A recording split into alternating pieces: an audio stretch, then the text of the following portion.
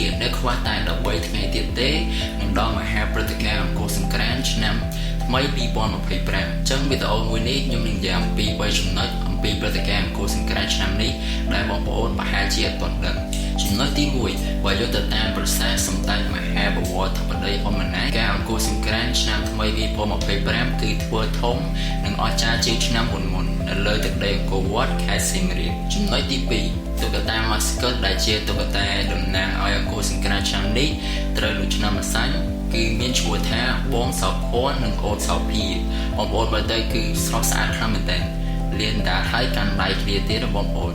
ចំណុចទី3ចំពោះទីតាំងវិញព្រឹត្តិការណ៍អង្គរសង្ក្រាន្តគឺនឹងប្រព្រឹត្តឡើងនៅ6ទីតាំងធំៗដែលមានដូចជាបរិវេណមុខប្រាសាទអង្គរវត្តសួនច្បារព្រះរាជដំណាក់ដងស្ទឹងសៀមរាបបណ្ដោយផ្លូវ Kings Road តំបន់ Hub Street និងចុងក្រោយគេគឺអង្គរឈ្មោះឬផ្លូវ60ហើយសម្រាប់ទីតាំងមួយខ្ញុំនឹងរៀបរាប់កម្មវិធីត្រួសត្រាសដោយតទៅដែលគេរៀបចំតាមទីតាំងមួយចឹងណាបងប្អូនតំបន់ទី1បរិវេណប្រាសាទអង្គរវត្តនឹងមានការរៀបចំភូមិខ្ញុំដែលក្នុងភូមិខ្ញុំនឹងមានរៀបចំកម្មវិធីជាច្រើនដូចជាកម្មវិធីផ្សារភូមិកម្មវិធីផ្ទះភ្លេងកម្មវិធីរាល់កំសាន្ត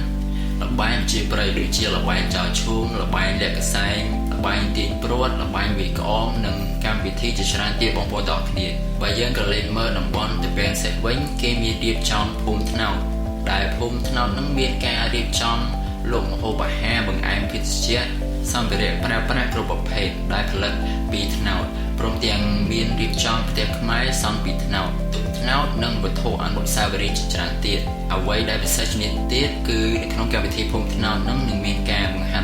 ញរបៀបធ្វើបង្អែមខ្មែរដែលធ្វើអំពីផ្លែថ្នោតជូនដល់ភ្ញៀវជាតិនិងអន្តរជាតិឲ្យបានស្វែងយល់និងបានភ្លក់នៅជារសដ៏ឈ្ងុយឆ្ងាញ់ផងដែររីឯតំបន់ទី2គឺតំបន់ផ្សារស្ទឹងសៀមរាបបណ្ដោយផ្លូវ Kings Road នៅឆ្នាំនេះនឹងមានកម្មវិធីកំសាន្តសប្បាយជាច្រើនដូចជាកម្មវិធីជិះទូកកំសាន្តកម្មវិធីហែក្បួនទូកកម្មវិធីផ្សារអណ្ដែតទឹកកម្មវិធីពិព័រណ៍ផលិតផលរួមទាំងកម្មវិធីប្រគំតន្ត្រីផ្សារស្ទឹងសៀមរាបផងដែរនៅអត់ទាន់អស់ទេបងប្អូនទាំងអស់គ្នាតំបន់ទី3នោះគឺអង្គរឈ្មោះក៏មានកម្មវិធីការប្រណាំងរទេះគោនិងក្របីហើយចំពោះព្រឹត្តិការណ៍អង្គរសង្ក្រាន្តឆ្នាំ2025នេះនៅបន្ថែមវិញ្ញាសាថ្មីមួយទៀតគឺវិញ្ញាសាប្រណាំងសេះវា4ចូលឆ្នាំខ្មែរខាងមុខនេះនឹងហើយបងប្អូនទាំងអស់គ្នាព្រឹត្តិការណ៍អង្គរសង្ក្រាន្តបាន